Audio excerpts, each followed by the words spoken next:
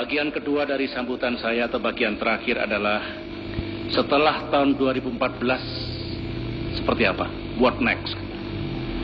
Setelah 2014. Sebelum kita bicara tahun depan dan tahun-tahun berikutnya, saya ingin mengajak sedikit melihat ke belakang, paling tidak kembali ke era awal reformasi, ketika negara kita mengalami perubahan besar, perubahan yang dramatis, yaitu tahun 1998. Kalau kita melaksanakan kilas balik, flashback, ternyata sejak 1998 hingga hari ini telah banyak sebenarnya yang telah dilakukan oleh bangsa ini, termasuk capaian-capaiannya. Tetapi kita juga harus jujur, masih banyak pula yang belum bisa kita capai. Masih banyak pula yang masih menjadi pekerjaan rumah kita semua. Oleh karena itu, saya akan membatasi kira-kira tugas besar atau agenda nasional 2 tahun ke depan ini apa. Tahun ini 2013 dan tahun depan 2014 yang masih menjadi tanggung jawab saya pada akhir dari masa bakti pemerintahan yang saya pimpin. Saya hanya ingin menyampaikan 4 hal, 1 di bidang ekonomi, kedua bidang politik, ketiga bidang sosial, dan yang keempat hubungan internasional. Ekonomi global belum terbebas dari resesi dan juga krisis. Oleh karena itu, kewajiban kita, bukan hanya pemerintah, tapi juga semua, termasuk dunia usaha, ekonomi, masyarakat luas, dan kontribusi dari pers, untuk bersama-sama menjaga dan menyelamatkan perekonomian kita, menjaga pertumbuhan kita. Kalau DPR dan pemerintah melakukan perubahan atas APBN menjadi APBN perubahan tahun ini, tujuannya tiada lain adalah untuk menyelamatkan fiskal kita, menyelamatkan APBN kita, dan menyelamatkan ekonomi kita. Itu menjadi agenda utama untuk 2 tahun terakhir ini, agar 2014 ke depan para pemimpin baru nanti lebih bisa membangun perekonomian kita, dan masalah-masalah yang fundamental yang bisa kita selesaikan sekarang, kita selesaikan. Politik. Tentu menjadi harapan kita semua demokrasi di Indonesia makin matang dan makin berkualitas. Itu juga sebuah proses. Consolidating democracy is a process. Mudah-mudahan tidak terlalu lama. Dalam waktu 5, 10, 15 tahun ke depan, demokrasi kita akan semakin matang, semakin consolidated, dan semakin berkualitas. Kita berharap 2 tahun ini pemilu legislatif bisa berjalan dengan baik. Kita berharap pemilihan presiden bisa berjalan dengan baik. Kita berharap meskipun ada pemilihan umum yang hampir pasti politik akan hangat, bisa juga keras kompetisinya, tetapi secara nasional kita bisa jaga stabilitas sosial dan stabilitas politik. Saudara-saudara, itu yang politik. Sosialnya, kita ingin terus membangun di negeri tercinta ini yang disebut dengan good society. Good society bagian dari peradaban, civilization, yang terus kita bangun agar makin maju dan makin unggul.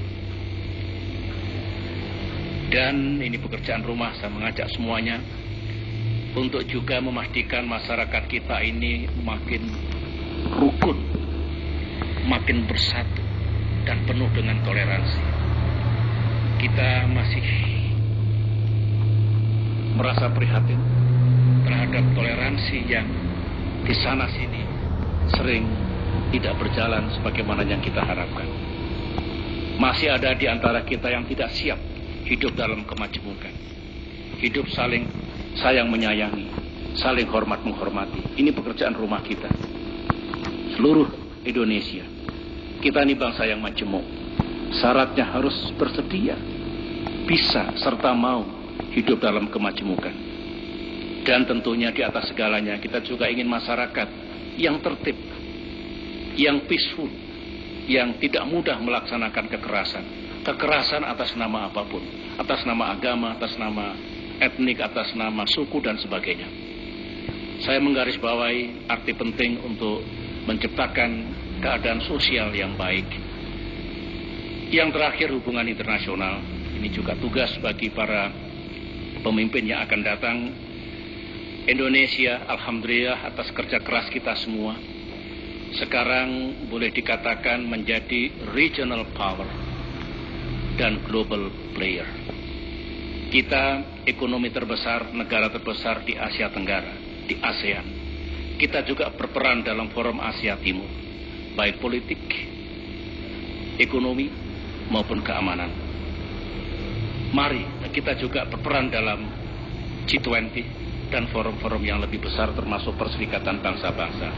Mari kita jaga standing kita ini, peran kita ini, agar demikian kita bisa menjalankan amanah pembukaan Undang-Undang Dasar 1945. Setiap negara tentu mengedepankan kepentingan national interests.